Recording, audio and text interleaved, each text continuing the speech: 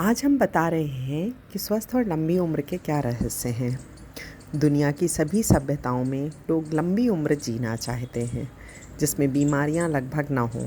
कुछ तो अमर भी होना चाहते हैं। लोगों की इस इच्छा को देखते हुए दुनिया भर के वैज्ञानिक लंबे जीवन के रहस्यों का पता लगाने हेतु शोध में लगे हुए हैं। विश्व में सबसे ज़्यादा उम्र तक बगैर किसी बीमारी के 117 साल तक जीने वाली महिला मारिया ब्रान्यास पर कई वर्षों तक शोध हुआ।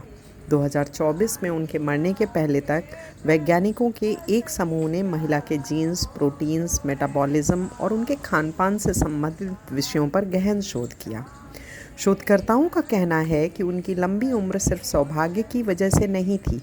मारिया ब्रान्यास ने अपनी लंबी उम्र का श्रेय अनुशासन, शांति, परिवार और दोस्तों के साथ अच्छे संबंध, प्रकृति के साथ संपर्क, भावनात्मक स्थिरता, कोई चिंता न होना, कोई पछतावा न होना, भरपूर सकारात्मकता और टॉक्सिक लोगों से दूर रहने को दिया था। वैज्ञानिक शोध में जो परिणाम मिले उसमें संक्षेप में निम्न बातें प्रमुखता से सामने आई। आइए जानते हैं 5 प्रमुख वजहें जिन्होंने मारिया को बुढ़ापे तक स्वस्थ रखा। पहला, जेनेटिक्स ने अहम भूमिका निभाई। उनके पास कुछ दुर्लभ जीन वेरिएंट थे। ये जीन लंबे जीवन और मजबूत इम्यून सिस्टम से जुड़े हुए थे। उनके शरीर में एजिंग धीमा होने के संकेत दिखे।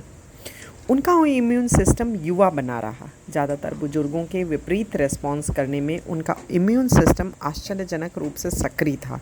इससे वे अपनी उम्र के अन्य लोगों की तुलना में बीमारियों से बेहतर तरीके से लड़ पाईं।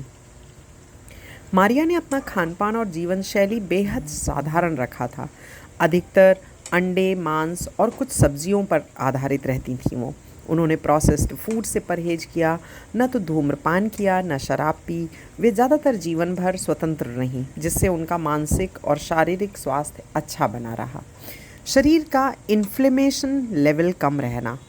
क्रॉनिक इन्फ्लेमेशन उम्र से जुड़ी कई बीमारियों की वजह होती है।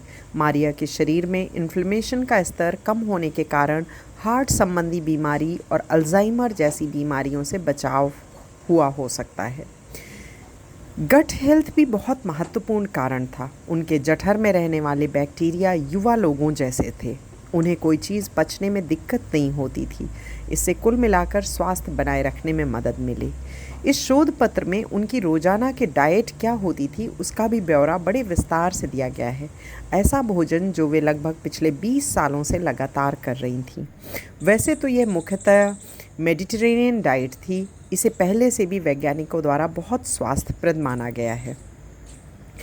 मेडिटेरेनियन डाइट में फल, सब्जियां, फलियां, साबुत अनाज, नट्स, बीज और जैतून के तेल के सेवन पर जोर होता है। इस डाइट में मछली और मुर्गी को सीमित मात्रा में शामिल किया जाता है, जबकि रेड मीट, अतिरिक्त चीनी और प्रोसेस्ड फूड को अवॉइड किया जाता है। जेनेटिक बनावट नहीं बदली जा सकती, लेकिन बेहतर जीवन शैली, स्वस्थ खानपान, तनाव का लेवल कम रखना, मस्त रहना आपके हाथ में है। इसी को नेचुरोपैथी कहा जाता है। तमाम बीमारियों को इससे ख़त्म किया जा सकता है, बशर्ते आपको पता हो कि अगर कोई बीमारी आई है तो क्या खाएं, क्या बिल्कुल छोड़ दें, क्या कम करें, जीवन शैली में क्या क्या बदलाव करें।